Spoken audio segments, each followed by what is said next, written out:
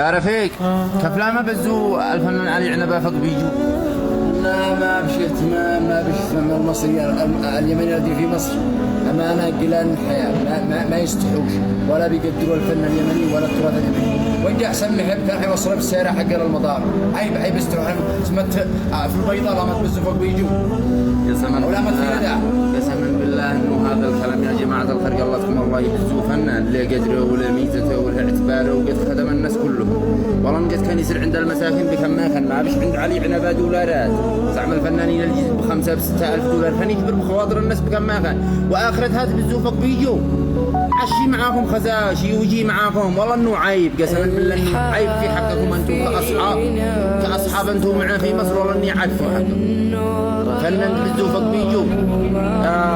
عيبتاه رحمة الله تخشاه. والله انه اصدق انسان في الدنيا هذا الادمي، صادق بعفويه قد بكلامه حتى بالفن الصادق. الله يرحمه.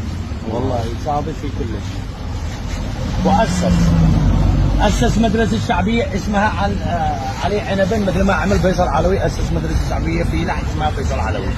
الحين علي عنبه هو أسس مدرسة اسمها علي عنبه. ما شاء الله.